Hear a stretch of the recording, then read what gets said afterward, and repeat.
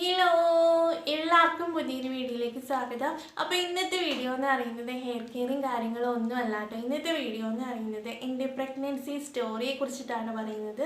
കുഞ്ഞു പെണ്ണിനെ ഞങ്ങൾ ആദ്യമായിട്ട് കണ്ട നിമിഷം ആ ഒരു ഡേയെ കുറിച്ചിട്ടാണ് കേട്ടോ പറയുന്നത്. അപ്പം അതിന് മുന്നത്തെ കാര്യങ്ങളും പറയുന്നുണ്ട് കേട്ടോ. ആ ഒരു പ്രഗ്നൻസി ജേണി തൊട്ടിട്ടാണ് ആ ഒരു ഡെലിവറി സ്റ്റോറി ഫുള്ള് പറയാൻ പോകുന്നത്.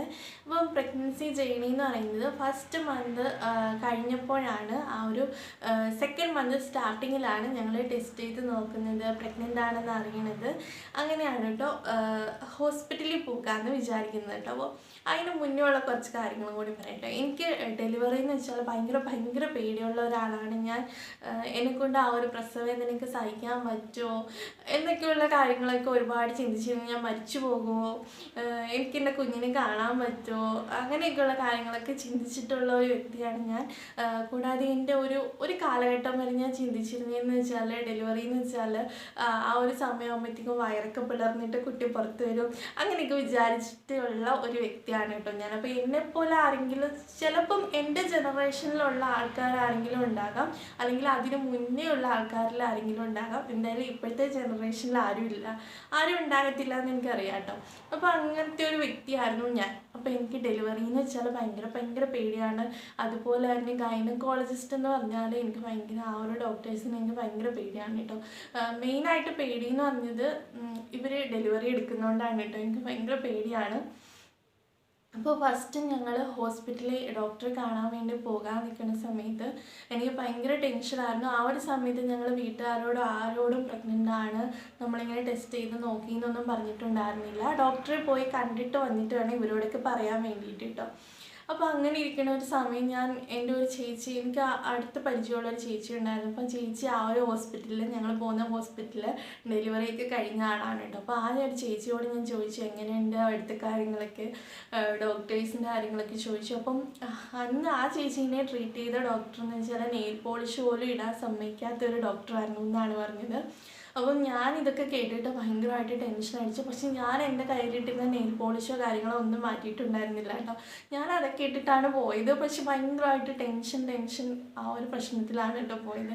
പിന്നെ വേറൊരു പ്രത്യേകത എന്താണെന്ന് വെച്ചാൽ അതൊരു ഗവൺമെൻറ് ഹോസ്പിറ്റലാണ്. അപ്പോൾ അവിടെ എങ്ങനെയാണെന്ന് വെച്ചാൽ നമ്മൾ ആരാണോ പേഷ്യൻ്റ്, ആരാണോ ഗർഭിണി, ആ വ്യക്തിനെ മാത്രമേ അതിൻ്റെ അടുത്ത് ആ ഒരു ഡോക്ടറെ കാണാനായിട്ട് നമ്മൾ ടോക്കൺ എടുക്കുന്ന ആ ഒരു വിളിക്കുന്ന സ്ഥലത്ത് ഇരുത്തത്തുള്ളൂ. അത് കഴിഞ്ഞിട്ട് ഡോക്ടറെ കാണാൻ കയറുകയാണെങ്കിൽ നമ്മളെ മാത്രമേ അതിനകത്ത് കയറ്റത്തുള്ളൂ കേട്ടോ.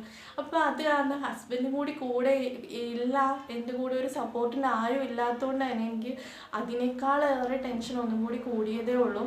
അപ്പോൾ ഞാനിങ്ങനെ ഡോക്ടറെ കാണാൻ ഇങ്ങനെ പുറത്ത് വെയിറ്റ് ചെയ്യാണ്, ആ ഒരു ടോക്കൺ വിളിക്കാൻ വേണ്ടിയിട്ട് ഇങ്ങനെ വെയിറ്റ് ചെയ്തിരിക്കുകയായിരുന്നു. അങ്ങനെ ടോക്കൺ എത്തി. അവിടെ രണ്ട് സൈഡിൽ ഡോക്ടേഴ്സ് ഉണ്ട്, ഇവിടെ ഒരു ഡോക്ടർ, അപ്പുറത്തൊരു ഡോക്ടർ. അപ്പോൾ ടോക്കൺ നമുക്ക് ആർക്കാണോ കിട്ടേണ്ടത് ആ ഒരു ഡോക്ടറെയാണ് കേട്ടോ നമ്മൾ കയറി കാണേണ്ടത്. അപ്പോൾ അങ്ങനെ എൻ്റെ ടോക്കൺ വന്നു. ഞാൻ ഈ ഒരു സൈഡിലാണ് എൻ്റെ ഡോക്ടർ എന്ന് പറയുന്നത്. അപ്പോൾ ഡോക്ടറെ കയറി കണ്ടു. അപ്പോൾ ഞാൻ ഇങ്ങനെ പറഞ്ഞു ഞാൻ ടെസ്റ്റ് ചെയ്തു, ഇപ്പോൾ പോസിറ്റീവ് കാണിച്ചു എന്ന് പറഞ്ഞു. അപ്പോൾ ഡോക്ടർ ബാക്കി ഡീറ്റെയിൽസ് കാര്യങ്ങളൊക്കെ എന്നോട് വേറെ ഒന്നും ചോദിച്ചില്ല കേട്ടോ. ബാക്കി ഡീറ്റെയിൽസ്, കല്യാണം കഴിഞ്ഞിട്ട് എത്ര വർഷമായി, അങ്ങനെ എന്തെങ്കിലും ഇഷ്യൂസ് ഉണ്ടായിരുന്നോ, അങ്ങനെയുള്ള കാര്യങ്ങൾ, പിന്നെ പനി, അങ്ങനെ എന്തെങ്കിലും സർജറീസ് ഒക്കെ ചെയ്തിട്ടുണ്ടോ. നമുക്കറിയാമല്ലോ, പ്രഗ്നൻ്റ് ആയിട്ടുള്ളവർക്കും ഡെലിവറി കഴിഞ്ഞവർക്കും ഒക്കെ അറിയാമായിരിക്കും. നമ്മൾ കോമൺ ആയിട്ട് കുറേ ക്വസ്റ്റ്യൻസ് അവർ ചോദിക്കും. അപ്പോൾ അതുപോലെ കുറേ ക്വസ്റ്റ്യൻസ് ഇങ്ങനെ ചോദിച്ചു. അപ്പോൾ അതിലെല്ലാം ഇല്ല എന്നൊക്കെ പറഞ്ഞു. അവസാനം ഒരു 1.5 മാസം ആകുമ്പോഴത്തേക്കും നമുക്കൊന്ന് സ്കാൻ ചെയ്യാം, കൂടെ ബ്ലഡ് ടെസ്റ്റ് കാര്യങ്ങളൊക്കെ എഴുതി തന്നു. ഡോക്ടർ ഭയങ്കര കൂളായിട്ടാണ് കേട്ടോ സംസാരിച്ചത്, എല്ലാം കൂളായിട്ടാണ് പറഞ്ഞത്. പിന്നെ അധികം വെയിറ്റ് ഒന്നും പൊക്കില്ല, അങ്ങനെയുള്ള കാര്യങ്ങളൊക്കെ പറഞ്ഞു തന്നു. പൊക്കോളാൻ പറഞ്ഞു. പോകുന്ന വഴിക്ക് BP ഒക്കെ ഒന്ന് കയറി ചെക്ക് ചെയ്യണം, ഹൈറ്റ് വെയിറ്റ് നോക്കണമെന്നും കൂടി പറഞ്ഞു. അപ്പം അങ്ങനെ BP ചെക്ക് ചെയ്യാൻ കയറി കേട്ടോ. BP ചെക്ക് ചെയ്യാൻ കയറിയപ്പോഴത്തേക്ക് ഹൈ BP-യിൽ നിൽക്കുകയാണ്. അപ്പോൾ അവരെന്നോട് ചോദിച്ചു ഇയാൾക്ക് പ്രഷർ വല്ലതും ഉണ്ടോ എന്നൊക്കെ ചോദിച്ചു. അപ്പോൾ ഞാൻ പറഞ്ഞു ഇല്ല, പേടിച്ചിട്ടായിരിക്കും എന്ന് പറഞ്ഞു. അന്നേരം അവർ വിചാരിക്കണേ എന്തിനാണ് ഞാനിത്ര പേടിക്കണേന്നായിരിക്കും. അങ്ങനെ കുറച്ച് നേരം അവിടെ വെയിറ്റ് ചെയ്യാൻ പറഞ്ഞു. അങ്ങനെ വെയിറ്റ് ചെയ്ത് പിന്നെ BP നോക്കിയപ്പോഴത്തേക്ക് കുറയുന്നുണ്ടായിരുന്നു. അങ്ങനെ വീട്ടിൽ വന്നു കേട്ടോ. അപ്പോൾ ആ ഒരു ഡേ എന്ന് പറഞ്ഞത് ഭയങ്കര ഒരു ടെൻഷൻ, പേടി നിറഞ്ഞിട്ടുള്ള ഒരു ദിവസമായിരുന്നു. എങ്ങനെയായിരിക്കും ഡോക്ടർ, കൂടാതെ ഗവൺമെൻറ് ഹോസ്പിറ്റലിൽ എങ്ങനെയായിരിക്കും അവിടുത്തെ അവസ്ഥ, ഒന്നും അറിയാൻ വയ്യാത്തൊരു സിറ്റുവേഷനായിരുന്നു. കൂടാതെ എന്നെ ഒറ്റയ്ക്ക് മാത്രമാണ് അവിടെ കയറ്റുന്നത്, അതിൻ്റെ ഒരു പേടി ഉണ്ടായിരുന്നു. പക്ഷേ ഞാൻ വിചാരിച്ച പോലെ ഒന്നും അല്ലായിരുന്നു. എല്ലാം അടിപൊളിയായിരുന്നു കേട്ടോ. ഡോക്ടറൊക്കെ നല്ല നല്ല ഡോക്ടറായിരുന്നു കേട്ടോ. അങ്ങനെ നമ്മൾ ആ ഒരു സമയത്തൊക്കെ ഞാൻ ഈ ഒരു പ്രഗ്നൻ്റ് ആണെന്ന് അറിഞ്ഞ സമയത്തും പിന്നീട് ഡോക്ടറെ പോയി കണ്ടിട്ട് വന്ന സമയത്തൊന്നും എനിക്ക് പ്രഗ്നൻസിയുടേതായിട്ടുള്ള ഒരു വോമിറ്റിങ്ങോ കാര്യങ്ങളോ അല്ലെങ്കിൽ സ്മെല്ലിൻ്റെ പ്രശ്നങ്ങളോ ഒന്നും ഉണ്ടായിരുന്നില്ല കേട്ടോ. ആകെ എനിക്കുണ്ടായിരുന്നത് എപ്പോഴും വിശപ്പ്, ടപ്പേന്ന് വിശപ്പ് വന്നുകൊണ്ടിരിക്കും. അതായത് ഒരു അരമണിക്കൂറോ 1 മണിക്കൂറോ ഇടവിട്ട് വയറ് വിശന്നുകൊണ്ടേയിരിക്കും. അപ്പോൾ എന്തെങ്കിലും ഫുഡ് അന്നേരം കഴിച്ചില്ല എങ്കിൽ ഛർദ്ദിക്കണം, അല്ലെങ്കിൽ തലകറങ്ങി വീഴും. ഈ ഒരു അവസ്ഥയുണ്ടായിരുന്നു. കൂടാതെ വേറെ ഒരവസ്ഥയെന്ന് പറയുന്നത് നല്ലോണം ബാക്ക് പെയിൻ ഉണ്ടായി തുടങ്ങി കേട്ടോ. അതായത് ഞാൻ ബാക്കിയുള്ള കാര്യങ്ങൾ കുക്കിങ്ങും എല്ലാ കാര്യങ്ങളൊക്കെ ചെയ്യുന്നുണ്ടായിരുന്നു. ആ ഒരു സമയത്ത് തുണികളൊക്കെ കഴുകി ബക്കറ്റൊക്കെ എടുത്തുകൊണ്ട് കൊണ്ടുപോകുമായിരുന്നു. അപ്പോൾ എല്ലാ പരിപാടികളും ഞാൻ ചെയ്യുന്നുണ്ട് തന്നെ എനിക്ക് നല്ലോണം ബാക്ക് പെയിനും കാര്യങ്ങളും വന്നു തുടങ്ങി. അപ്പോൾ എനിക്കറിയത്തില്ല ഈ ഒരു സമയത്ത് ബാക്ക് പെയിനും കാര്യങ്ങളൊക്കെ ഉണ്ടാകുന്നത് അത്ര നല്ലതല്ല, ഇങ്ങനെ വെയിറ്റ് ഒന്നും പോക്കാൻ പാടില്ല. പക്ഷെ ഞാൻ എനിക്കറിയത്തില്ലായിരുന്നു കേട്ടോ. അപ്പോൾ ഹസ്ബൻഡിനാണെങ്കിലും നമുക്ക് രണ്ടാളും കൂടിയാണ് നിൽക്കുന്നത്, നമുക്ക് അത്രത്തോളം അറിയത്തില്ല. അപ്പോൾ ഇങ്ങനെ പതിയെ ബാക്ക് പെയിൻ കൂടി വന്നു. കട്ടിലിൽ നിന്നൊന്ന് ചരിഞ്ഞ് കിടക്കാൻ പോലും പറ്റാത്തൊരു സ്ഥിതിയിലേക്ക് ആ ഒരു ബാക്ക് പെയിൻ എത്തിയിട്ടോ. ആ ഒരു സമയത്താണ് ഞാൻ അമ്മയോട് പറഞ്ഞത്. അപ്പോൾ അമ്മയോട് പറഞ്ഞപ്പോൾ അമ്മ എന്നെ നല്ലോണം വഴക്ക് പറഞ്ഞു കേട്ടോ. ചിലപ്പോൾ അബോർഷനായി പോകാൻ ചാൻസൊക്കെ ഉണ്ട്, നിങ്ങൾ ഡോക്ടറെ പോയി കാണണം അങ്ങനെയൊക്കെ പറഞ്ഞു. അപ്പോൾ ഞങ്ങൾ രണ്ടാളും നല്ലോണം പേടിച്ചു. ഇനി എന്തെങ്കിലും ഇഷ്യൂസ് ഉണ്ടാകുമോ അങ്ങനെയൊക്കെ പേടിച്ചിട്ട് ആ ഒരു സമയത്ത് പിന്നെ ഞാൻ കംപ്ലീറ്റ് റെസ്റ്റ് ആയിരുന്നു കേട്ടോ. സ്കാനിങ്ങിന് പോകണ വരെ ആ ഒരു 1.5 മാസം വരെ, ആ ഒരു 1 മന്ത് ടു ഒരു 15 ദിവസം വരെ, ആ ഒരു സ്കാനിങ്ങിൻ്റെ ഡേറ്റ് വരെ ഫുൾ കംപ്ലീറ്റ് റെസ്റ്റ് ആയിരുന്നു. അങ്ങനെ ഞാൻ മാക്സിമം റെസ്റ്റ് എടുത്ത് നോക്കി, കുറയുന്നില്ലെങ്കിൽ ഹോസ്പിറ്റലിൽ പോകണമെന്നൊക്കെ വിചാരിച്ചിരുന്നു. അങ്ങനെ പതിയെ റെസ്റ്റ് എടുത്ത് വന്നപ്പോഴത്തേക്ക് ആ ഒരു ബാക്ക് പെയിൻ കുറഞ്ഞു വന്നു. അങ്ങനെ പതിയെ ആ ഒരു നോർമൽ ഇതിലേക്ക് എത്തിയിട്ടോ. അങ്ങനെ 1.5 മാസമായി. സ്കാനിങ്ങിന് പോയപ്പോഴത്തേക്കും അടുത്ത വിഷയം എന്ന് പറയുന്നത് ആദ്യം വയറിൻ്റെ ആ ഒരു ഭാഗത്താണ് കേട്ടോ നോക്കിയത്. നോക്കിയ സമയത്ത് ഡോക്ടർ എന്നോട് പറഞ്ഞു ഹാർട്ട് ബീറ്റ് കാണിക്കുന്നില്ല എന്ന് പറഞ്ഞു. അപ്പം അത് കേട്ടപ്പോഴത്തേക്കും പെട്ടെന്നൊരു ടെൻഷൻ കയറി. ഇപ്പോൾ ഇനി എന്താണ് അടുത്തത് എന്നൊക്കെയുള്ള കാര്യങ്ങളിങ്ങനെ മനസ്സിലേക്ക് വന്നുകൊണ്ടിരുന്നു. പിന്നെ ഡോക്ടർ പറഞ്ഞു നമുക്ക് ഇൻറ്റേർണലായിട്ടൊന്ന് ചെയ്ത് നോക്കാമെന്ന് പറഞ്ഞു. അങ്ങനെ അത് ചെയ്ത് നോക്കി. പക്ഷെ അതിൻ്റെ റിസൾട്ട് എന്താ കാര്യങ്ങളൊന്നും ഡോക്ടർ എന്നോട് പറഞ്ഞില്ല കേട്ടോ. അപ്പം ഞാൻ പുറത്ത് വന്നിട്ട് ഹസ്ബൻഡിനോട് പറഞ്ഞു ഇങ്ങനെ ഹാർട്ട് ബീറ്റ് കാണിക്കുന്നില്ല എന്നൊക്കെയാണ് ഡോക്ടർ പറഞ്ഞതെന്നൊക്കെ പറഞ്ഞു.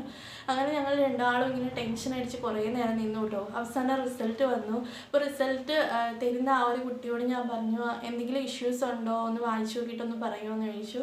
അങ്ങനെ അവരാണെങ്കിൽ പെട്ടെന്ന് അതെടുത്ത് വായിച്ചൊക്കെ നോക്കിയിട്ട് പറഞ്ഞു പ്രശ്നമൊന്നുമില്ലല്ലോ എന്ന് പറഞ്ഞു. അങ്ങനെ പക്ഷെ അതുവരെ എനിക്കറിയത്തില്ല ഈ ഒരു സ്കാനിങ് റിപ്പോർട്ട് വായിച്ചാൽ നമുക്കും അത് മനസ്സിലാകുമെന്ന്. അപ്പോൾ ഞാൻ വിചാരിച്ചു എനിക്കൊന്നും മനസ്സിലാകത്തില്ല, അതുകൊണ്ടിട്ടാണ് ഞാൻ അവരോടൊന്ന് വായിച്ചു നോക്കിയിട്ട് പറയണമെന്ന് പറഞ്ഞു കേട്ടോ. അങ്ങനെ ഞാൻ ആ ഒരു റിപ്പോർട്ട് എടുത്ത് വായിച്ചപ്പോഴത്തേക്കും നമുക്ക് മനസ്സിലാകും കേട്ടോ. അതിൻ്റെ ലാസ്റ്റ് ഒരു ഇംപ്രഷൻ എന്നൊരു ഭാഗമുണ്ട്. അപ്പോൾ അതിനകത്ത് എന്തൊക്കെയാണ് കാര്യങ്ങളെന്നൊക്കെ എഴുതിയിട്ടുണ്ടാകും. അപ്പോൾ അത് വായിച്ചു നോക്കിയപ്പോഴത്തേക്കും ഞങ്ങൾ ഹാപ്പി ആയിട്ട്. അപ്പോൾ അതിനകത്ത് പ്രശ്നമൊന്നും ഇല്ലയെന്ന് തന്നെയാണ് എഴുതിയിരിക്കുന്നത്. അങ്ങനെ പിറ്റേ ദിവസം ഞങ്ങൾ ഡോക്ടറെ കാണാൻ പോയി. അതിനകത്ത് പ്രശ്നങ്ങളൊന്നുമില്ല. പക്ഷെ ഒരു പ്രശ്നം ഉണ്ടായിരുന്നു, തൈറോയ്ഡ് കുറവായിരുന്നു. അപ്പോൾ ഡോക്ടർ പറഞ്ഞു കുട്ടിക്കും കൂടി ഉള്ളത് എൻ്റെ ശരീരത്തില്ല, അപ്പോൾ അതുകൊണ്ട് തന്നെ നമുക്ക് എക്സ്റ്റേണലി ഒരു ടാബ്ലറ്റ് വഴി അത് കൊടുക്കണം. അപ്പോൾ നമുക്ക് ഡെലിവറി കഴിയണ വരെ ആ ഒരു ടാബ്ലറ്റ് എടുക്കണം, അല്ലെങ്കിൽ കുട്ടിക്ക് പ്രശ്നമാണെന്നാണ് പറഞ്ഞത്. അങ്ങനെ ആ ഒരു ടാബ്ലറ്റ് പിറ്റേന്ന് രാവിലെ വെറും വയറ്റിലാണ് കേട്ടോ ഈ ഒരു ടാബ്ലറ്റ് എടുക്കേണ്ടത്. പിറ്റേന്ന് രാവിലെ തൊട്ട് ഈ ഒരു ടാബ്ലറ്റ് എടുത്തു തുടങ്ങിയ പിന്നെ എനിക്ക് ഛർദിലാണ് കേട്ടോ. ഫുൾ ടൈം വോമിറ്റിംഗ് ടെൻഡൻസിയാണ്. ഏറ്റവും കൂടുതൽ ഛർദ്ദിക്കുന്നതിനേക്കാൾ കൂടുതൽ വോമിറ്റിംഗ് ടെൻഡൻസി വന്നുകൊണ്ടിരിക്കും. ഒരു ഫുഡും കഴിക്കാൻ പറ്റത്തില്ല. പക്ഷേ വയറ് വിശപ്പ് നിയന്ത്രിക്കാനും പറ്റത്തില്ല കേട്ടോ. എപ്പോഴും വയറ് വിശന്നുകൊണ്ടിരിക്കും. ഒരു അരമണിക്കൂർ ഗ്യാപ്പിൽ വയറ് വിശന്നുകൊണ്ടിരിക്കും. പക്ഷേ ഒരു വോമിറ്റിംഗ് ടെൻഡൻസി പിന്നെ സ്മെല്ലിൻ്റെ പ്രശ്നം, കുക്കിങ്ങിൻ്റെ മണം ഒന്നിൻ്റെയും പറ്റത്തില്ലായിരുന്നു കേട്ടോ. ആ ഒരു സമയത്ത് നല്ലോണം ബുദ്ധിമുട്ടി. ആ ഒരു 1.5 to 3 മാസം വരെ പിന്നെ കംപ്ലീറ്റ് റെസ്റ്റ് ആയിരുന്നു കേട്ടോ. കംപ്ലീറ്റ് റെസ്റ്റ് എന്ന് വെച്ചാൽ എനിക്ക് ആ ഒരു ബെഡിൽ നിന്ന് എണീക്കാൻ കൂടിയുള്ള ഒരു ശക്തി ഉണ്ടായിരുന്നില്ല. എണീറ്റ് കഴിഞ്ഞാൽ ഒന്നുകിൽ തലകറക്കം വരും, അല്ലെങ്കിൽ വേറെ എന്തെങ്കിലും വോമിറ്റിംഗ് ടെൻഡൻസി വരും. അപ്പോൾ അതുകൊണ്ട് തന്നെ ഞാൻ ഒന്നിനും ശക്തിയില്ലാത്തൊരു അവസ്ഥയായിരുന്നു കേട്ടോ. അതുകൊണ്ട് തന്നെ ഫുള്ള് ഞാൻ ബെഡിലായിരുന്നു. അപ്പോൾ രാവിലെ ഹസ്ബൻഡ് ജോലിക്ക് പോകുന്നതിന് മുന്നേ ആയിട്ട് കാപ്പി, ഉച്ചക്കലത്തേക്കുള്ള ചോറ്, കറികൾ ഇതെല്ലാം എല്ലാം ആക്കിയിട്ട് പോകും കേട്ടോ. അപ്പോൾ എന്നോട് പറയുന്ന ഈ സമയത്ത് എടുത്ത് കഴിക്കണം എന്നൊക്കെ പറഞ്ഞിട്ടാണ് പോകുന്നത്. അപ്പോൾ എനിക്ക് എണീറ്റ് പോയി എടുത്ത് കഴിക്കാനുള്ള ഒരു ശക്തി കൂടി ഇല്ലാത്തതുകൊണ്ട് ഞാനതിൻ്റെ ആ ഒരു ബെഡിൻ്റെ സൈഡിൽ ഇങ്ങനെ ഓരോരോ പാത്രങ്ങളിലാക്കി ഇങ്ങനെ അടിച്ചടിച്ച് വെച്ചേക്കും കേട്ടോ. അപ്പോൾ വയറ് വിശക്കും. ഞാൻ എന്താ ചെയ്യണതെന്ന് വെച്ചാൽ ഇതിലോരോ പാത്രം എടുക്കും, അവിടെ തന്നെ ഇരുന്ന് ഫുഡ് കഴിക്കും, അങ്ങനെയൊക്കെ ആയിരുന്നു. പിന്നെ ഞാൻ പല്ല് തേക്കലില്ലായിരുന്നു കേട്ടോ. പല്ല് തേക്കുന്നതെന്ന് വെച്ചാൽ രാത്രി പല്ല് തേച്ചിട്ട് കിടക്കും, രാവിലെ പല്ല് തേക്കലില്ല. എന്നെക്കൊണ്ട് ഒട്ടും പറ്റത്തില്ലായിരുന്നു പല്ല് തേക്കാൻ വേണ്ടിയിട്ട്. അപ്പോൾ അതുകൊണ്ട് രാവിലെ മുതൽ എല്ലാ ഫുഡും കഴിച്ച് അവസാനം രാത്രിയിൽ പല്ല് തേച്ചിട്ട് കിടക്കുന്ന ഒരാളായിരുന്നു ഞാൻ. പിന്നെ കുളിക്കലെന്ന് വെച്ചാൽ എനിക്ക് തലയിൽ ആ ഒരു 3 മാസം വരെ ഞാൻ ഓയിലിട്ടിട്ടില്ല, തലമുടി ചീകിയിട്ടില്ല, ജട എടുത്തിട്ടില്ല, ഒന്നും ചെയ്തിട്ടില്ല. തല കുളിക്കൽ ആഴ്ചയിൽ ഒരു തവണ എങ്കിലും വെറുതെ ഓയിലൊന്നും വെക്കാതെ വെറുതെ വാഷ് ചെയ്യുന്ന ഒരവസ്ഥയായിരുന്നു. അതിന് കൂടി ശക്തിയില്ലാത്തൊരവസ്ഥയായിരുന്നു കേട്ടോ. അപ്പം കുളിക്കലൊക്കെ വളരെ കുറവായിരുന്നു. അങ്ങനെ വേറെ ഏതോ ഒരു ലോകത്ത് പോയ പോലെ ഒരു ഫീലിംഗ് ആയിരുന്നു കേട്ടോ ആ ഒരു സമയം എന്ന് പറയുന്നത്. അങ്ങനെ ആ ഒരു 3 മാസത്തെ സ്കാനിങ് കഴിഞ്ഞ ഒരു സമയത്താണ് ഞാൻ പിന്നെ പതിയെ റിക്കവറായി വന്നു കേട്ടോ. ആ ഒരു വോമിറ്റിംഗ് ടെൻഡൻസി പോയി, വോമിറ്റിങ്ങിൻ്റെ പ്രശ്നങ്ങൾ പോയി, സ്മെല്ലിൻ്റെ പ്രശ്നങ്ങൾ പോയി, ഫുഡ് കഴിക്കാൻ പറ്റി തുടങ്ങി. അങ്ങനെ ആ ഒരു പ്രഗ്നൻസിയുടെ എല്ലാ സിംറ്റംസും ആ ഒരു സമയം 3 മാസം എത്തിയപ്പോഴത്തേക്ക് എൻ്റെ പോയി തുടങ്ങിയിട്ടോ. അങ്ങനെ ആ ഒരു സമയത്ത് ഞങ്ങൾ നാട്ടിലേക്ക് വന്ന് ഓണമായിരുന്നു ആ ഒരു സമയം. 4 മാസം തുടക്കത്തിൽ ഓണമായിരുന്നു. അങ്ങനെ ഓണമൊക്കെ ആഘോഷിച്ച് ഇവിടുന്ന് ഞാൻ തിരിച്ച് വീണ്ടും ഹസ്ബൻഡിൻ്റെ കൂടെ അങ്ങോട്ടേക്ക് പോയി, കണ്ണൂരേക്ക് പോയി. അപ്പോൾ അവിടെ ചെന്നിട്ട് ഹസ്ബൻഡ് ഒരു ട്രെയിനിങ്ങിന് പോയിട്ടുണ്ടായിരുന്നു കേട്ടോ. അപ്പോൾ ആ ട്രെയിനിങ് പോയിട്ട് വന്നപ്പോൾ ആൾക്ക് പനിയായി. അപ്പോൾ ഹസ്ബൻഡിൻ്റെ പനി കഴിഞ്ഞാൽ പിന്നെ ആ ഒരു പനി എനിക്ക് കിട്ടിട്ടോ. പിന്നെ എൻ്റെ ഒരു 4, 5, 6 മാസങ്ങളെന്ന് പറയുന്നത് 6 കംപ്ലീറ്റ് ആകണ വരെ എനിക്ക് ഇടയ്ക്കിടയ്ക്ക് പനി വന്നുകൊണ്ടിരിക്കും. പനിയെന്ന് വെച്ചാൽ എന്താ പ്രശ്നമെന്ന് വെച്ചാൽ പാതിരാത്രിക്കായിരിക്കും എനിക്ക് ലൂസ് മോഷൻ്റെ പ്രശ്നങ്ങൾ വരുന്നത്. എല്ലാ ദിവസവും പാതിരാത്രി ആകുമ്പോൾ ലൂസ് മോഷൻ്റെ രാത്രി 1 മണി, 2 മണി, 3 മണി ഈ ഒരു സമയത്തെല്ലാം പ്രശ്നങ്ങളാണ് കേട്ടോ. ലൂസ് മോഷൻ കാര്യങ്ങളും ഛർദിൽ അങ്ങനെ ഭയങ്കരമായിട്ട് കഷ്ടപ്പെട്ട ഒരു സമയമാണ് ആ ഒരു 4, 5, 6 മാസം എന്ന് പറയുന്നത്. ആ ഒരു 3 മാസം പനിയായിട്ട് കംപ്ലീറ്റ് ആയിട്ട് എൻ്റെ ആ ഒരു സമയം പോയി എന്ന് പറയാം. ഈ ഒരു പനി ഇല്ലായിരുന്നെങ്കിൽ ആ ഒരു സമയം ഞാൻ ഭയങ്കര എനർജറ്റിക് ആയിട്ട് നടക്കേണ്ട ഒരു സമയമായിരുന്നു. കാരണം എനിക്ക് വേറെ ഇഷ്യൂസോ കാര്യങ്ങളോ ഒന്നും ഇല്ലായിരുന്നു. ഭയങ്കരമായിട്ട് എനർജി ആയിട്ടുള്ള ഒരു സമയമായിരുന്നു. പക്ഷേ ഈ ഒരു പനി വന്നതുകൊണ്ട് ഞങ്ങൾ ഇടയ്ക്കിടയ്ക്ക് എല്ലാ ഹോസ്പിറ്റലിലായിരുന്നു. അതുപോലെ തന്നെ ഞാൻ ആ ഒരു സമയത്ത് ആ ഒരു 4 മാസം തൊട്ട് ഞാൻ വീഡിയോസൊക്കെ വീണ്ടും സ്റ്റാർട്ട് ചെയ്തിട്ടുണ്ടായിരുന്നു. പക്ഷേ ഈ ഒരു പനി കാരണം ഇടയ്ക്കിടയ്ക്കെല്ലാം ഞാൻ ഉദ്ദേശിച്ച രീതിയിൽ ആ സമയത്ത് എനിക്ക് വീഡിയോസോ കാര്യങ്ങളോ ഒന്നും ചെയ്യാൻ പറ്റിയിട്ടുണ്ടായിരുന്നില്ല. ഇതിൻ്റെയൊക്കെ ഒരു ഗ്യാപ്പിലാണ് ഞാൻ വീഡിയോസും കാര്യങ്ങളൊക്കെ ചെയ്തുകൊണ്ടിരുന്നത്. അങ്ങനെ 6 മാസം കംപ്ലീറ്റ് ആയി. 7 മാസം തുടങ്ങിയ സമയത്താണ് ഞാൻ വീണ്ടും നാട്ടിലേക്ക് വരുന്നത്. നാട്ടിൽ വന്നു. ആ ഒരു 7 മാസത്തെ പൊങ്കാല കാര്യങ്ങളൊക്കെ കഴിഞ്ഞു. പിന്നെ ഞാൻ എൻ്റെ വീട്ടിലായിരുന്നു കേട്ടോ. 7, 8, 9 മാസങ്ങളിൽ ഞാൻ എൻ്റെ വീട്ടിലായിരുന്നു. 9 മന്തിൻ്റെ തുടക്കത്തിലായിരുന്നു എൻ്റെ ഡെലിവറി എന്ന് പറയുന്നത്. 37ാമത്തെ ആഴ്ച ആ ഒരു സ്റ്റാർട്ടിങ്ങിലായിരുന്നു എൻ്റെ ഡെലിവറി ഉണ്ടായിരുന്നത്. അപ്പോൾ അതുവരെ എനിക്ക് പനിയോ കാര്യങ്ങളോ ഒരു വോമിറ്റിംഗ് ഉണ്ടായിരുന്നു കേട്ടോ. ഇടയ്ക്കിടയ്ക്കെല്ലാം വോമിറ്റിംഗ് ഉണ്ടായിരുന്നു. അല്ലാണ്ട് വേറെ പനിയൊന്നും വന്നിട്ടില്ല കേട്ടോ ആ ഒരു സമയത്ത്. പക്ഷെ വേറൊരു പ്രശ്നം ആ സമയത്ത് വന്നതെന്ന് വെച്ചാൽ ഫുൾ ബോഡി നീര് വെക്കാൻ തുടങ്ങി. ആ ഒരു 7 മാസം തൊട്ട് ഫുൾ ബോഡി നീര് വെക്കാൻ തുടങ്ങി. പെട്ടെന്നാണ് ഞാൻ വണ്ണം വെക്കാൻ തുടങ്ങിയത്. ഞാൻ നാട്ടിൽ വരേണ്ട വരെ അത്രയ്ക്കും വെയിറ്റ് ഗെയിൻ ഉണ്ടായിരുന്നില്ല. ഒരു 5 കിലോ ഒക്കെയാണ് ഞാൻ ഒരു 7 മാസം കൊണ്ടിട്ട് ഉണ്ടായിരുന്നത്. ആ ഒരു 5 കിലോയിൽ നിന്ന് പിന്നെ ഞാൻ ഒരു 9 കിലോ എങ്ങാണ്ട് ആ ഒരു 7 മാസം വീട്ടിൽ വന്ന് നിന്നപ്പം തൊട്ട് ആ ഒരു 7, 8, 2 മാസം കൊണ്ട് ഉണ്ടായി കേട്ടോ. അപ്പോൾ അത്രയ്ക്കും പെട്ടെന്നാണ് എൻ്റെ വെയിറ്റ് കൂടിയത്. അപ്പോൾ അതുകൊണ്ട് തന്നെ ആ ഒരു ഫോട്ടോസിലേക്ക് നല്ലോണം ആ ഒരു ചേഞ്ച് അറിയാൻ പറ്റും. 7 മാസത്തിൽ ഞാൻ അവിടെ നിന്ന് വരുമ്പോഴത്തേക്കും എൻ്റെ വയറും അത്രയ്ക്ക് വലുതായിട്ടുണ്ടായിരുന്നില്ല. പക്ഷെ ആ ഒരു 7, 8, 2 മാസം കൊണ്ട് എൻ്റെ വയറ് നല്ലോണം വന്നു. പിന്നെ ഞാൻ ഇവിടെ വന്നിട്ടാണ് കേട്ടോ കുനിഞ്ഞ് മുറ്റം അടിക്കലും പരിപാടികളൊക്കെ നല്ലോണം കുനിഞ്ഞിട്ടുള്ള ജോലികൾ നല്ലോണം ചെയ്യാൻ പറ്റിയിട്ടുണ്ടായിരുന്നത്. അവിടെ ഞങ്ങൾ മുകളിലത്തെ നിലയിലൊക്കെ ആയിരുന്നു കേട്ടോ. അപ്പോൾ അതുകൊണ്ട് അവിടെ മുറ്റമടിയും കാര്യങ്ങളൊന്നും ഇല്ലായിരുന്നു. അപ്പോൾ ഇവിടെ വന്നിട്ട് നല്ലോണം പണിയെടുത്തിട്ടുണ്ട്. നോർമൽ ആവണമെന്ന് വിചാരിച്ച് മാക്സിമം ആ ഒരു നോർമൽ ഡെലിവറിക്ക് വേണ്ടിയിട്ട് എല്ലാ കാര്യങ്ങളും ഞാൻ ചെയ്തിട്ടുണ്ടായിരുന്നു. എന്നെക്കൊണ്ട് പറ്റത്തില്ലെങ്കിൽ കൂടി ഞാൻ ആ ഒരു സമയത്ത് എല്ലാ കാര്യങ്ങളും ചെയ്തിട്ടുണ്ടായിരുന്നു കേട്ടോ. എനിക്ക് ഓപ്പറേഷൻ എന്ന് വെച്ചാൽ അത്രയ്ക്കും പേടിയായിരുന്നു. ഓപ്പറേഷൻ എന്ന് കേൾക്കുമ്പോഴത്തേക്കും എനിക്കൊരു ശരീരം ഒരു മരവിച്ച അവസ്ഥയായിരുന്നു, എന്താ ഒരു ഐസിൽ വെച്ച പോലെയായിരുന്നു എനിക്ക് തോന്നുന്നത് ഓപ്പറേഷൻ എന്ന് കേൾക്കുമ്പോഴത്തേക്കും. അതുകൊണ്ട് തന്നെ നോർമലിന് വേണ്ടിയിട്ട് മാക്സിമം ഞാൻ എല്ലാ പരിപാടികളും ചെയ്തിട്ടുണ്ടായിരുന്നു. അങ്ങനെ ആ ഒരു സമയത്ത് വയറ് നല്ലോണം വന്നു തുടങ്ങിയപ്പോഴത്തേക്കും 7-ാം മാസം വരേക്കും എനിക്ക് വയറ്റിൽ അങ്ങനെ സ്ട്രെച്ച് മാർക്സോ കാര്യങ്ങളോ ഒന്നും ഉണ്ടായിരുന്നില്ല. പക്ഷെ ആ ഒരു 7-ാം മാസം തൊട്ടിട്ട് എൻ്റെ വയറ്റിൽ നല്ലോണം ആ ഒരു സ്ട്രെച്ച് മാർക്സ് വരകൾ വരാൻ തുടങ്ങി. ആ ഒരു വരകൾ നല്ലോണം വരാൻ തുടങ്ങിയ സമയം തൊട്ട് എനിക്ക് വയറ്റിൽ ചൊറിച്ചിൽ തുടങ്ങിയിട്ടു. ഒരു രക്ഷയില്ലാത്ത അവസ്ഥ. ആ ഒരു 7-8 മാസം ആ ഒരു ഡെലിവറി സമയം വരേക്കും ഞാൻ രാത്രിയിൽ ഉറങ്ങിയിട്ടില്ല. കാരണം രാത്രിയിലാണ് എനിക്ക് ഏറ്റവും കൂടുതൽ വയറ്റിൽ ചൊറിച്ചിലുണ്ടാവുക. രാത്രിയിൽ ഉറങ്ങാണ്ട് എണീറ്റിരുന്ന് വയറ് ചൊറിയും. ചൊറിച്ചിലെന്ന് വെച്ചാൽ ഒരു സഹിക്കാൻ പറ്റാത്തൊരു അവസ്ഥയാണ് കേട്ടോ. ആ ഒരു സമയത്ത് ഹസ്ബൻഡൊക്കെ ഉള്ള സമയത്ത് ഹസ്ബൻഡാണെങ്കിൽ എന്ത് ചെയ്യുന്നത് വെച്ചാൽ കുറച്ച് പൗഡറൊക്കെ വാരിയിട്ട് തരും. അപ്പോൾ ആ ഒരു പൗഡറൊക്കെ ഇട്ട് കുറച്ച് നേരം ഇങ്ങനെ തടവിക്ക് കഴിയുമ്പോഴത്തേക്കും കുറച്ച് ആശ്വാസം കിട്ടും കേട്ടോ.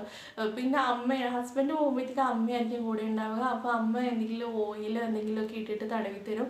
പക്ഷേ ഇതുകൊണ്ടിട്ടൊന്നും എനിക്കൊരു രക്ഷ ഉണ്ടായിരുന്നില്ല കേട്ടോ. അപ്പം ഈ ഒരു സമയത്ത് ഞാൻ ഒരു 7 മാസം വരെ കണ്ണൂർ ആ ഒരു ഹോസ്പിറ്റലായിരുന്നു കേട്ടോ, സ്ത്രീകളുടെയും കുട്ടികളുടെയും ഹോസ്പിറ്റൽ, ഗവൺമെൻറ് ഹോസ്പിറ്റലായിരുന്നു. അപ്പോൾ അവിടെ എന്ന് വെച്ചാൽ എനിക്കൊരു സ്വർഗം പോലെയായിരുന്നു ആ ഒരു ഹോസ്പിറ്റൽ എന്ന് പറയുന്നത്.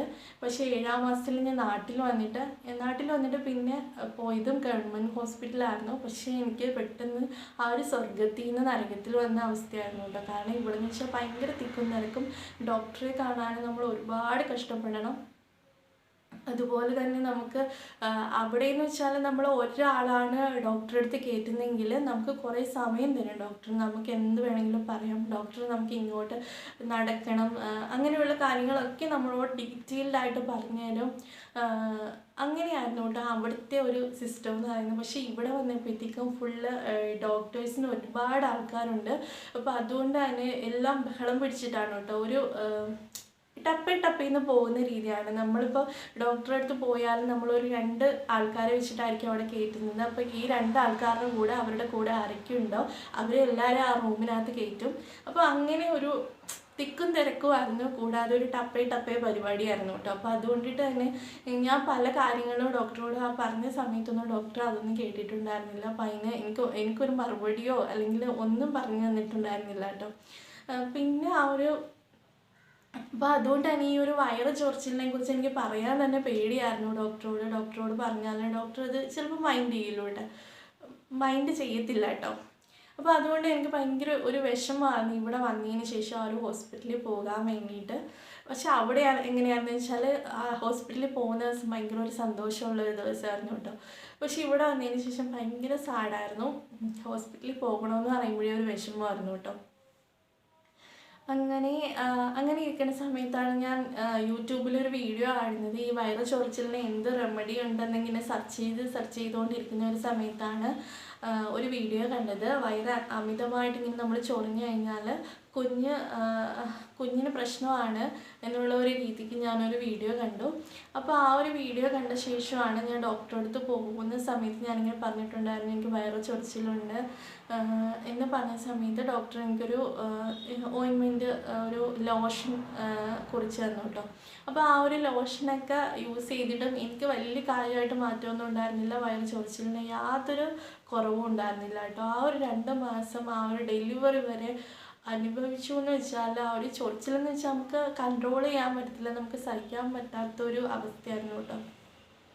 അങ്ങനെ എൻ്റെ ആ ഒരു പ്രഗ്നൻസി ജേണി എന്ന് പറയുന്നത് ഓരോ മാസങ്ങളും ഓരോരോ പ്രശ്നങ്ങളായിരുന്നു കേട്ടോ. അങ്ങനെ എല്ലാം അങ്ങനെ കടന്നുപോയി. അങ്ങനെ ഇരിക്കുന്ന സമയത്ത് ഒരു 8-ാം മാസത്തിൻ്റെ അവസാന സമയത്ത് ഹസ്ബൻഡ് എന്നെ വിളിച്ചിട്ട് പറഞ്ഞു ഞാനൊരു സ്വപ്നം കണ്ടു. ആ സ്വപ്നത്തിൽ എൻ്റെ ഡെലിവറി ഡേറ്റിന് മുന്നേ നേരത്തെ ഞാൻ പ്രസവിക്കുകയാണ്. അപ്പോൾ പ്രസവിക്കുന്ന സമയത്ത് ഹസ്ബൻഡ് ഇവിടെ ഇല്ല, ജോലി സ്ഥലത്താണ്. അപ്പം പെട്ടെന്നാണ് ഡെലിവറി ഉണ്ടായത്. അപ്പം ആ ഒരു സമയത്ത് കുഞ്ഞു പെൺകുട്ടിയാണ്. അവൾക്ക് അവർ നേരത്തെ പ്രസവിക്കണതുകൊണ്ട് തന്നെ അവൾക്ക് എല്ലാവരും വിചാരിക്കും എന്തെങ്കിലും പ്രശ്നം ഉണ്ടാവുമെന്ന്. പക്ഷെ അവൾക്ക് പ്രശ്നമൊന്നുമില്ല. പെൺകുട്ടിയാണ്, നേരത്തെ ഡെലിവറി ആയതിൻ്റെ പ്രശ്നങ്ങളൊന്നും അവൾക്കില്ല എന്നൊക്കെയാണ് സ്വപ്നത്തിൽ കണ്ടതെന്ന് പറഞ്ഞു. അപ്പോൾ ആ ഒരു സ്വപ്നം എന്നോട് പറഞ്ഞപ്പോൾ ഞാൻ പറഞ്ഞു, കുട്ടി പെൺകുട്ടിയാണ് കണ്ടതെങ്കിൽ ചിലപ്പോൾ ആൺകുട്ടിയായിരിക്കും. ഇപ്പോൾ സ്വപ്നത്തിൽ കാണുന്നതിൻ്റെ നേരെ ഓപ്പോസിറ്റൊക്കെ ആയിരിക്കും ചിലപ്പോൾ നടക്കണമെന്ന് പറഞ്ഞു. അങ്ങനെ ഇരിക്കുന്ന സമയത്താണ് കേട്ടോ 9 മന്തിൻ്റെ തുടക്കത്തിൽ ഫസ്റ്റ് സ്കാനിങ് പറഞ്ഞു. ആ ഒരു സ്കാനിങ്ങിൻ്റെ പോകാൻ നേരത്ത് ഹസ്ബൻഡ് ഉണ്ടായിരുന്നു. അതിൻ്റെ തൊട്ട് പിറ്റേ ദിവസം ഞങ്ങളുടെ അമ്പലത്തിലെ ഉത്സവമായിരുന്നു, കുടുംബക്ഷേത്രത്തിലെ ഉത്സവമായിരുന്നു. അപ്പോൾ അതുകൊണ്ട് തന്നെ ഞാൻ അന്നൊരു അവധി ദിവസം കൂടിയായിരുന്നു. അപ്പോൾ ഞാൻ പറഞ്ഞു തലേദിവസം വരണം, ഉത്സവത്തിന് ഉണ്ടാവണം എന്നൊക്കെ പറഞ്ഞിട്ട്. അപ്പോൾ തലേദിവസം എനിക്ക് സ്കാനിങ്ങിനും പോകണം, അനസ്തീഷ്യ ഡോക്ടറെയും കാണേണ്ട ദിവസമായിരുന്നു. അപ്പം ആ ഒരു സമയത്ത് ഞാൻ പറഞ്ഞു വരണമെന്ന് പറഞ്ഞിട്ട് അങ്ങനെ ആ ഹസ്ബൻഡ് ആ ഒരു ദിവസം ഉണ്ടായിരുന്നു കേട്ടോ. അങ്ങനെ ഞങ്ങൾ സ്കാനിങ്ങിന് പോവുകയാണ്. ആദ്യം ഞങ്ങൾ അനസ്തീഷ്യ ഡോക്ടറെ കാണാൻ വേണ്ടിയിട്ട് ഹോസ്പിറ്റലിലാണ് കേട്ടോ പോയത്. അപ്പോൾ ഡോക്ടർ പറഞ്ഞു ഫസ്റ്റ് ഡെലിവറി അല്ലേ, അപ്പോൾ നമുക്ക് എന്തായാലും ഒന്ന് അനസ്തീഷ്യ ഡോക്ടറെ കണ്ടിട്ട് ഇതൊക്കെ എഴുതി വാങ്ങണം. ഇപ്പം ഓപ്പറേഷൻ ആണെങ്കിലും നോർമൽ ആണെങ്കിലും നമ്മൾ അങ്ങനെ ചെയ്യിപ്പിക്കാറുണ്ടെന്ന് പറഞ്ഞു. ചിലപ്പോൾ പെട്ടെന്നൊരു എമർജൻസി ആയിട്ട് ഓപ്പറേഷൻ ചെയ്യേണ്ടി വന്നാലോ, അപ്പോൾ അതുകൊണ്ടിട്ടാണ് നേരത്തെ അങ്ങനെ ചെയ്തു വെക്കണമെന്ന് പറഞ്ഞു. അങ്ങനെ ഞങ്ങൾ ഫസ്റ്റ് ഹോസ്പിറ്റലിൽ പോയി ഒരു ഡോക്ടറെ കാണാൻ പോയപ്പോഴത്തേക്ക് ECG എടുക്കണമെന്ന് പറഞ്ഞു. അങ്ങനെ ECG എടുത്തു. അപ്പോൾ ECG എടുത്തപ്പോഴത്തേക്ക് അതിൽ വേരിയേഷൻ കേട്ടോ. അപ്പോൾ ഡോക്ടർ എന്നോട് പറഞ്ഞു പേടിക്കൊന്നും വേണ്ട, ടെൻഷൻ ആവല്ല, ചിലപ്പം ചില ഗർഭിണികളിൽ അങ്ങനെ ആ ഒരു ഇത് കാണിക്കുന്നുണ്ട്. അപ്പോൾ നമുക്ക് എക്കോ എടുത്താലേ ഈ ഒരു സിറ്റുവേഷൻ എന്താണെന്ന് പറയാൻ പറ്റത്തുള്ളൂ എന്ന് പറഞ്ഞു. അപ്പോൾ നമുക്ക് എക്കോ എടുക്കണമെന്നൊക്കെ പറഞ്ഞിട്ട് എഴുതി തന്നു കേട്ടോ. അവിടെ തൊട്ടാണ് പ്രശ്നങ്ങൾ സ്റ്റാർട്ട് ചെയ്യുന്നത്. അതിന് മുന്നേ വരെ ഫസ്റ്റ് ഒരു സ്കാനിങ്ങിൽ ഹാർട്ട് ബീറ്റ് കാണിക്കുന്നില്ല എന്ന് പറഞ്ഞ ആ ഒരു ഇഷ്യൂ അല്ലാതെ പിന്നീടുള്ള ഒരു സ്കാനിങ്ങിലോ ഒരു പ്രശ്നങ്ങളും ഇല്ലായിരുന്നു കേട്ടോ. ഫസ്റ്റ് പ്രശ്നങ്ങൾ തുടങ്ങണമെന്ന് പറയുന്നത് ഈ ഒരു 9 മന്തിൻ്റെ ആദ്യത്തിലാണ്. ആ ഒരു സ്കാനിങ്ങിന് പോകുന്ന ഡേ തൊട്ടിട്ടാണ് കേട്ടോ. അങ്ങനെ എക്കോ എടുക്കണം, എന്നാലാണ് അത് അറിയാൻ പറ്റുള്ളൂ എന്ന് പറഞ്ഞു. അങ്ങനെ ഞങ്ങൾ അവിടെ നിന്ന് പിന്നെ സ്കാനിങ്ങിന് പോയി. പുറത്തായിരുന്നു സ്കാനിങ് ചെയ്യുന്നത്. അപ്പോൾ സ്കാനിങ്ങിന് പോയപ്പം അതിന് മുന്നേ വരെ സ്കാനിങ്ങിന് പോകുമ്പോഴത്തേക്കും ഡോക്ടർ തന്നെ കുഞ്ഞിൻ്റെ ഇതൊക്കെ കാണിച്ചു തരുമായിരുന്നു. കാര്യങ്ങളൊക്കെ നമ്മൾ ഡീറ്റെയിൽഡായിട്ട് പറയുമായിരുന്നു. പക്ഷേ ആ ഒരു സ്കാനിങ്ങിന് പോയ സമയത്ത് അവരെന്തോ ഇങ്ങനെ കുറേ നേരം സംസാരിക്കുന്നുണ്ട്, കുറേ നേരം നോക്കുന്നുണ്ട്. അപ്പോൾ എനിക്ക് മനസ്സിലായി എന്തോ പ്രശ്നമുണ്ടെന്ന്. അപ്പോൾ ഡോക്ടർ എന്നോട് ചോദിച്ചു ഡോക്ടറെ കണ്ടിട്ടാണോ നിങ്ങൾ വന്നത് അതോ ഇനി കാണാൻ പോവുകയാണോ എന്ന് ചോദിച്ചു. അപ്പോൾ ഞാൻ പറഞ്ഞു ഇല്ല, ഞങ്ങൾ ഇനി കാണാൻ പോവുകയാണെന്ന് പറഞ്ഞു. പക്ഷെ അന്നത്തെ ദിവസം ഡോക്ടർ ഇല്ലായിരുന്നുണ്ട്. അപ്പോൾ ആദ്യം ഞാൻ പറഞ്ഞില്ല. അന്ന് ഞങ്ങളൊരു സാറ്റർഡേ എങ്ങാണ്ടായിരുന്നു പോയിട്ടുണ്ടായിരുന്നത്. അപ്പം ഇനി തിങ്കളാഴ്ച മൺഡേയിലാണ് ഡോക്ടർ ഉണ്ടാവുക. അപ്പോൾ അന്നത്തെ ദിവസം ഡോക്ടർ ഇല്ല, ഉണ്ടെന്ന് പറഞ്ഞിട്ടാണ് കേട്ടോ ഞങ്ങൾ പോയത്. അവിടെ ഹോസ്പിറ്റലിൽ ചെന്നപ്പോഴാണ് ഡോക്ടർ ഇല്ല എന്നൊക്കെ അറിഞ്ഞത്. അപ്പം ഈ സ്കാനിങ് ചെയ്യുന്ന ആ ഡോക്ടർ എന്നോട് ചോദിച്ചപ്പോൾ ഞാൻ പറഞ്ഞു ഇല്ല, ഇനിയാണ് ഞങ്ങൾ ഡോക്ടറെ കാണാൻ പോകുന്നതെന്ന് പറഞ്ഞു. അപ്പോൾ പറഞ്ഞു എന്നാൽ ശരി കുഴപ്പമില്ലെന്ന് പറഞ്ഞു. അപ്പം ഞാനിങ്ങനെ എന്തൊക്കെയോ ഇവർ തമ്മിൽ പറയുന്ന കാരണം അപ്പം ഞാൻ ചോദിച്ചു എന്തെങ്കിലും പ്രശ്നമുണ്ടോ എന്ന് ചോദിച്ചപ്പോഴത്തേക്കും അത് കൂളായിട്ടൊന്നുമല്ല പറഞ്ഞത്, എന്നെ നോക്കാതെ തന്നെയാണ് പറഞ്ഞത്, പ്രശ്നമൊന്നുമില്ല എന്നിങ്ങനെ പറഞ്ഞു കേട്ടോ. അപ്പോൾ ആ ഒരു പറച്ചിലിൽ തന്നെ എനിക്ക് തോന്നി എന്തോ പ്രശ്നമുണ്ടെന്ന്. അപ്പം പെട്ടെന്ന് എനിക്ക് ആ ഒരു സ്കാനിങ് റിപ്പോർട്ട് വായിക്കണമെന്നായിരുന്നു എൻ്റെ ഉള്ളിലുണ്ടായിരുന്നത്. അങ്ങനെ സ്കാനിങ് കഴിഞ്ഞ് ഇറങ്ങി റിപ്പോർട്ട് കിട്ടി. റിപ്പോർട്ട് വായിച്ച് നോക്കിയപ്പോഴത്തേക്കും അതിൽ കുറച്ച് കാര്യങ്ങൾ ആ ഒരു ഇംപ്രഷനിൽ കൊടുത്തിട്ടുണ്ടായിരുന്നു. ഫസ്റ്റ് എന്ന് പറയുന്നത് ഫ്ലൂയിഡ് ആണെങ്കിൽ എനിക്ക് ആ ഒരു കഴിഞ്ഞ മാസം സ്കാനിങ്ങിൽ ഉണ്ടായിരുന്നതിൻ്റെ പകുതി ആയിട്ടുണ്ടായിരുന്നു, 6 ആയിട്ടുണ്ടായിരുന്നു. അങ്ങനെ അതിൽ ഫ്ലൂയിഡ് ലെവൽ ഡിക്രീസ്ഡ് എന്നാണ് കാണിച്ചിരുന്നത്. കൂടാതെ ഒരു 3 ആഴ്ചത്തെ വളർച്ചക്കുറവ് കാണിച്ചിട്ടുണ്ടായിരുന്നു. അങ്ങനെ മൊത്തത്തിൽ ആ ഒരു സ്കാനിങ്ങിൽ എല്ലാത്തിലും പ്രശ്നം തന്നെയായിരുന്നു കേട്ടോ, ഒന്നും ഓക്കെ ആയിട്ടുണ്ടായിരുന്നില്ല. അപ്പോൾ അത് ആ ഒരു സ്കാൻ ചെയ്യുന്ന സമയം തന്നെ എനിക്ക് മനസ്സിലായിട്ടുണ്ടായിരുന്നു എന്തോ പ്രശ്നങ്ങളുണ്ടെന്ന് എനിക്ക് മനസ്സിലായിട്ടുണ്ടായിരുന്നു. അപ്പോൾ അന്ന് നമുക്കിനി ഡോക്ടറെ കാണാൻ പോകാൻ പറ്റാത്തതുകൊണ്ട് അപ്പോൾ എനിക്ക് ആ ഒരു ടെൻഷനും കാരണം ഞാൻ അമ്മയോട് പറഞ്ഞു നമുക്ക് ഡോക്ടറെ ഒന്ന് വിളിച്ചു ചോദിച്ചാലോ എന്ന് പറഞ്ഞു. അങ്ങനെ അമ്മ ഡോക്ടറെ വിളിച്ചിട്ടുണ്ടായിരുന്നു. അപ്പോൾ അതുവരെ ഡോക്ടറെ വിളിച്ചിട്ട് ഒരിക്കലും ഫോൺ എടുത്തിട്ടില്ല കേട്ടോ. പക്ഷേ ആ ഒരു ദിവസം എന്തോ ഭാഗ്യത്തിന് ഡോക്ടർ എടുത്തു കേട്ടോ. ഡോക്ടർ എടുത്തു. അപ്പോൾ അമ്മ ഇങ്ങനെ പറഞ്ഞു, ഞങ്ങൾ സ്കാനിങ്ങിൽ ഇങ്ങനെയൊക്കെ പ്രശ്നങ്ങൾ കാണിക്കുന്നുണ്ട് എന്ന് പറഞ്ഞപ്പോൾ ഡോക്ടർ പറഞ്ഞു എനിക്ക് വാട്സപ്പ് ചെയ്യുക, ആ ഒരു ഫോട്ടോ എടുത്തിട്ട് സ്കാനിങ്ങിൻ്റെ റിപ്പോർട്ട് എടുത്തിട്ട് വാട്സപ്പ് ചെയ്യുമെന്ന് പറഞ്ഞു. അങ്ങനെ ഡോക്ടർക്ക് ഞങ്ങളത് ഫോട്ടോ എടുത്തിട്ട് അയച്ചു കൊടുത്തു കേട്ടോ. അപ്പോൾ ഡോക്ടർ അതിൽ പറഞ്ഞു ഫ്ലൂയിഡ് കുറഞ്ഞിട്ടുണ്ട്, നമുക്കൊരു പൊടി കലക്കി കുടിക്കാം, പിന്നെ 3 ആഴ്ചത്തെ വളർച്ചക്കുറവ് കാണിക്കുന്നുണ്ട്, അപ്പം അതിന് വേണ്ടിയിട്ട് ഇഞ്ചക്ഷൻ എടുക്കേണ്ടി വരും, അങ്ങനെ കുറച്ച് കാര്യങ്ങളൊക്കെ പറഞ്ഞു. അപ്പം ഇതിൻ്റെ കൂട്ടത്തിൽ തന്നെ ഞങ്ങൾക്ക് എക്കോ എടുക്കാനും പോകണം കേട്ടോ. അപ്പം ECGയിൽ വേരിയേഷനുണ്ട്. അപ്പോൾ അതിൽ എക്കോയിലും അങ്ങനെ കാണിക്കുകയാണെങ്കിൽ നമുക്ക് ഇപ്പം ഓപ്പറേഷൻ ആണെങ്കിൽ നമുക്ക് അനസ്തേഷ്യ വയ്ക്കാൻ പറ്റത്തില്ല. അപ്പം അങ്ങനെയും പ്രശ്നങ്ങളുണ്ട്. അപ്പം മൊത്തത്തിലൊരു പ്രശ്നമയമായിരുന്നു കേട്ടോ ആ ഒരു ദിവസം എന്ന് പറയുന്നത്. അപ്പം പിന്നെ ഞങ്ങൾ തിരിച്ചു വന്നു കേട്ടോ. അപ്പം ഇനി മൺഡേയിലേ ഉള്ളൂ നമുക്ക് എക്കോ എടുക്കാൻ പോകാനാണെങ്കിലും ഡോക്ടറെ കാണാൻ പോകാനാണെങ്കിലും. അങ്ങനെ ഞങ്ങൾ ഡോക്ടർ പറഞ്ഞതുപോലെ ഒരു പൊടിയൊക്കെ വാങ്ങിച്ചിട്ട് അതൊക്കെ കലക്കി കുടിക്കാൻ തുടങ്ങി. പിറ്റേ ദിവസം ഞങ്ങളുടെ അമ്പലത്തിൽ ഉത്സവമായിരുന്നു കേട്ടോ. അപ്പം ആ ഒരു പിറ്റേ ദിവസം ഞാൻ എല്ലാം മറന്നുപോയി കേട്ടോ. ഉത്സവത്തിന് പോകുന്നതും അവിടെ കാര്യങ്ങൾ ഇപ്പോൾ ഒത്തിരി പേരെ കാണുന്നുണ്ടല്ലോ. അപ്പോൾ ഒത്തിരി ആൾക്കാരെ കാണുന്ന സമയത്ത് ആ കാര്യങ്ങളൊക്കെ ആ ഒരു പേടിയും ടെൻഷനും ഒക്കെ പോയി. അപ്പം നമ്മൾ വിചാരിക്കുന്നത് ഈ ഒരു പൊടി കലക്കി കുടിക്കുമ്പോഴത്തേക്കും അതൊക്കെ കൂടും, പ്രശ്നമൊന്നുമില്ല. പിന്നെ എക്കോ എടുക്കാൻ പോകുമ്പോഴത്തേക്കും അതിലും പ്രശ്നമൊന്നും കാണിക്കത്തില്ല. അങ്ങനെയൊക്കെയാണ് കേട്ടോ നമ്മൾ ഉള്ളിൽ എല്ലാവരും കൂടി ആശ്വസിച്ചുകൊണ്ടിരുന്നത്. പിന്നെ ഹസ്ബൻഡ് കൂടെ ഉണ്ടായിരുന്നുകൊണ്ട് അതും ഒരു ആശ്വാസമായിരുന്നു കേട്ടോ. അങ്ങനെ ഞങ്ങൾ പിറ്റേന്ന് പോയിട്ട്, അതായത് ഞായറാഴ്ചയായിരുന്നു ഉത്സവം കഴിഞ്ഞ് തിങ്കളാഴ്ചയാണ് ഞങ്ങൾ പിന്നെ എക്കോ എടുക്കാൻ വേണ്ടിയിട്ട് പോയിട്ടുണ്ടായിരുന്നത്. അപ്പോൾ എക്കോ എടുത്തു, അതിൻ്റെ റിസൾട്ട് വായിച്ചപ്പോഴത്തേക്കും അതിൽ പ്രശ്നമൊന്നുമില്ല കേട്ടോ. അങ്ങനെ അത്രയും സമാധാനമായി. ഇനി ഡോക്ടറെയും കൂടി കാണാൻ പോണപ്പോൾ ഹസ്ബൻഡിന് പേടിയായിട്ട് ഹസ്ബൻഡ് പറഞ്ഞു ഞാൻ ഇന്നും കൂടി നിൽക്കാമെന്ന് പറഞ്ഞു. ഇപ്പോൾ തിരിച്ചു പോകേണ്ടതാണ്, ആൾക്ക് തലേദിവസം തന്നെ തിരിച്ചു പോകേണ്ടതായിരുന്നു. അപ്പോൾ ഇന്നും കൂടി ഞാൻ നിൽക്കാമെന്നൊക്കെ പറഞ്ഞിട്ട് ആൾ കൂടെ ഉണ്ടായിരുന്നു കേട്ടോ. അങ്ങനെ ഞങ്ങൾ വൈകുന്നേരം ഹോസ്പിറ്റലിൽ ഡോക്ടറെ കാണാൻ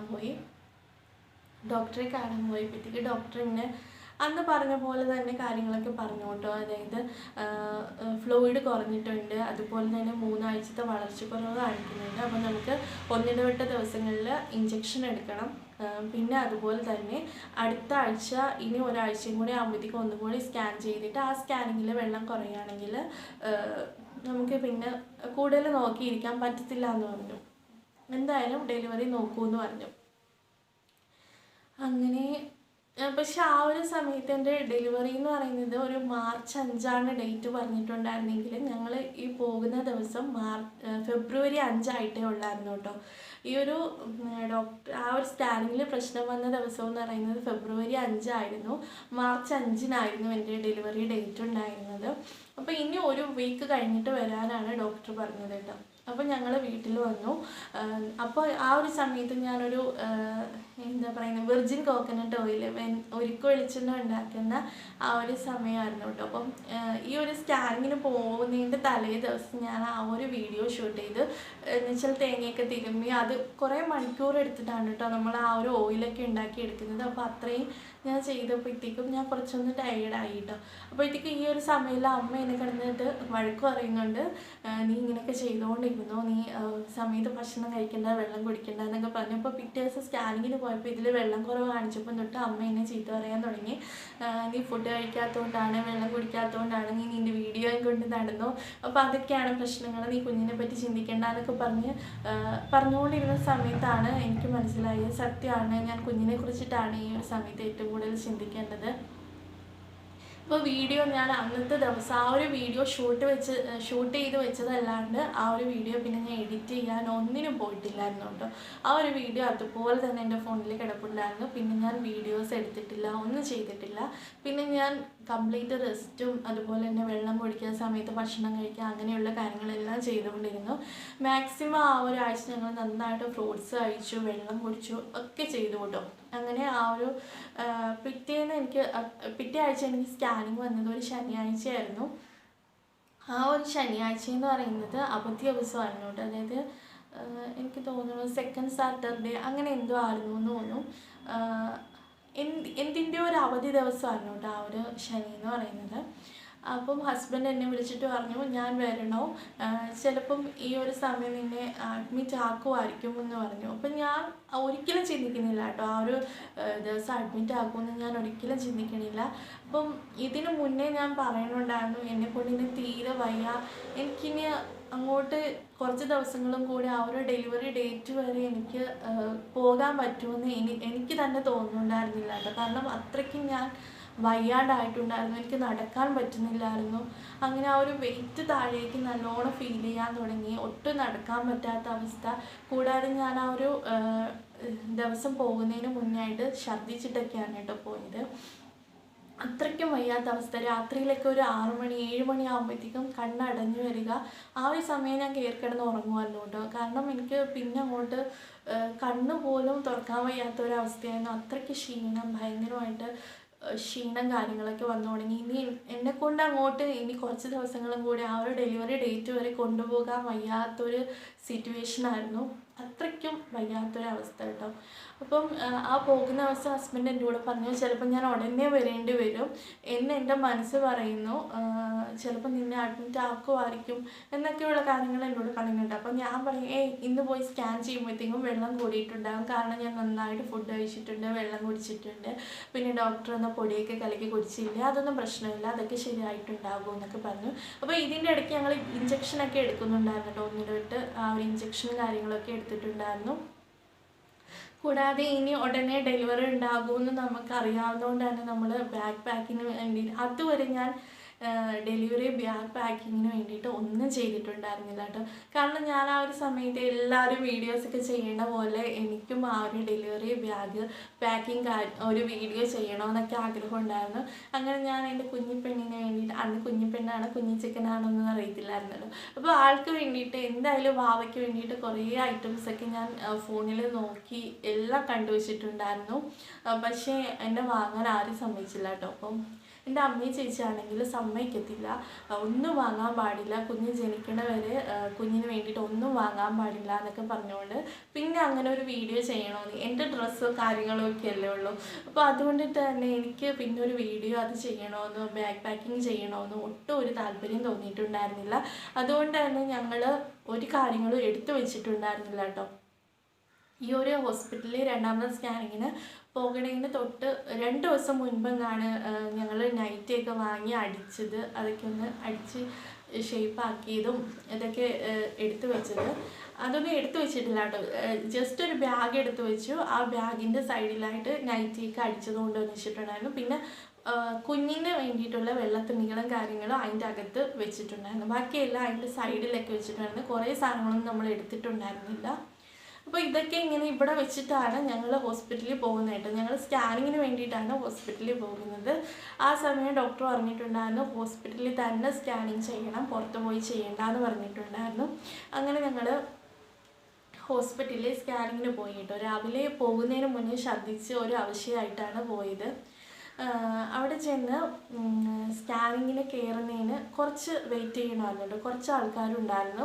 അപ്പോൾ ഞാൻ അമ്മയോട് പറഞ്ഞു ഞാൻ ടോയ്ലറ്റിൽ പോയിട്ട് വരാമെന്നൊക്കെ പറഞ്ഞ് ടോയ്ലറ്റിൽ പോയി. അപ്പോൾ അമ്മ അതിൻ്റെ ഇപ്പുറ സൈഡിൽ കുറച്ച് ദൂരത്തിൽ ഇരിക്കുന്നുണ്ടായിരുന്നു. അപ്പോൾ ടോയ്ലറ്റിൽ പോയി അവിടെ ഇരുന്ന് മാത്രം എനിക്ക് ഓർമ്മയുണ്ട്, തിരിച്ചെനിക്ക് എണീക്കാൻ വയ്യാട്ടോ. ഒട്ടും എണീക്കാൻ വയ്യാത്തൊരവസ്ഥ, ഒരു പെട്ടെന്നൊരു വേദന വന്ന പോലെ, ഒരു ഭയങ്കരമായിട്ടൊരു എന്തോ കൊളുത്തി പിടിച്ചാണോ എന്തോ ഒരു പെട്ടെന്നൊരു വേദന വന്നു കേട്ടോ. അപ്പോൾ ആ ഒരു വേദന കാരണം എനിക്ക് എണീക്കാൻ വയ്യ. ഞാൻ ഡോറ് ലോക്ക് ചെയ്തിട്ടാണ് അതിനകത്ത് കയറിയിരുന്നത്. അപ്പോൾ അതുകൊണ്ടിട്ട് തന്നെ എനിക്ക് എണീക്കാനും വയ്യ, പുറത്താരെയും വിളിക്കാനും വയ്യ, ഒന്നും ഡോറ് തുറക്കാനും വയ്യാത്തൊരവസ്ഥ കേട്ടോ. ഞാൻ പതിയെ കുറേ സമയം ഇരുന്ന് പതിയെ എണീറ്റു, ഡോറ് തുറന്നു, പുറത്തേക്ക് വന്നിട്ട് അമ്മയോട് പറഞ്ഞു. അമ്മയെ വിളിച്ചിട്ട് പറഞ്ഞു എനിക്ക് നടക്കാൻ വയ്യ, എനിക്ക് ഭയങ്കരമായിട്ട് വേദന സഹിക്കാൻ വയ്യെന്ന് പറഞ്ഞു. അപ്പോൾ അമ്മയും അവിടെ നമ്മളിരുന്നത് ആ സ്കാനിങ്ങിന് ഇപ്പുറം ഒരു ECGയുടെ ഒരു ഏരിയയിലായിരുന്നു. അപ്പോൾ ആ ECGയിൽ അവിടെ പുറത്തുണ്ടായിരുന്ന ഒരു അമ്മയും ഒരു കുഞ്ഞ് മോളും ഒക്കെ ഉണ്ടായിരുന്നു കേട്ടോ അമ്മയുടെ കൂടെ. അപ്പോൾ ഇവർ രണ്ടാളും കൂടി വന്നിട്ട് ഇവരെല്ലാവരും കൂടി എന്നെ പിടിച്ച് കൊണ്ടുപോയി അവിടെ ആ ഒരു ECG ജിയുടെ ഫ്രണ്ടിൽ കൊണ്ടുപോയിരുത്തി. അപ്പോൾ അവരെന്നോട് ചോദിക്കുന്നുണ്ടോ എത്ര മാസമായി എന്നൊക്കെ. അപ്പോൾ ഞാൻ പറഞ്ഞു 9ാം മാസമാണെന്നൊക്കെ പറഞ്ഞു.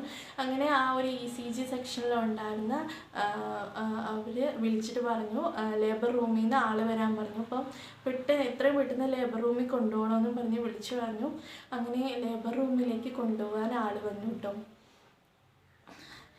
എൻ്റെ ദൈവമേ, എനിക്ക് അത്രയും നാൾ ഒരു പേടിയില്ലായിരുന്നു കേട്ടോ. ഞാൻ ഒരു പ്രഗ്നൻ്റ് ആവണതിന് മുന്നേയൊക്കെ ചിന്തിച്ചതാണ് ഈ ഒരു ഡെലിവറി എന്നെക്കൊണ്ട് പറ്റുമോ, ആ ഒരു വേദന സഹിക്കാൻ പറ്റുമോ എന്നൊക്കെ അന്ന് ചിന്തിച്ച ഒരു കാര്യമുള്ളൂ. ഞാൻ പ്രഗ്നൻ്റ് ആയതിനു ശേഷം ഞാൻ ആ ഒരു 9 മന്ത് ഞാൻ ആ ഒരു ഹോസ്പിറ്റലിൽ ലാസ്റ്റ് ആ ഒരു സ്കാനിങ്ങിന് പോകണ വരെ ഒരിക്കലും ഞാൻ ഡെലിവറി പെയിനെ കുറിച്ചിട്ടോ കാര്യങ്ങളെക്കുറിച്ചിട്ടോ ഒന്നും ചിന്തിച്ചിട്ടുണ്ടായിരുന്നില്ല. അങ്ങനെ ആ ഒരു ലേബർ റൂം എൻ്റെ ലൈഫിൽ ഞാൻ ആദ്യമായിട്ട് കാണാൻ പോവുകയാണ് കേട്ടോ. അപ്പോൾ ചടപടയുന്ന ഒന്നും പ്രിപ്പറേഷൻ ഇല്ലാതെ പെട്ടെന്ന് ഒരു സമയത്ത് അങ്ങ് ലേബർ റൂമിലേക്ക് പോവുകയാണ്. അപ്പോൾ എനിക്കറിയാം 9 മന്താണ്, എന്തായാലും PV ചെയ്ത് നോക്കും, പെയിൻ വന്നുകൊണ്ട് എന്തായാലും അവർ PV ചെയ്യാണ്ട് വിടത്തില്ലെന്ന് എനിക്കറിയാം.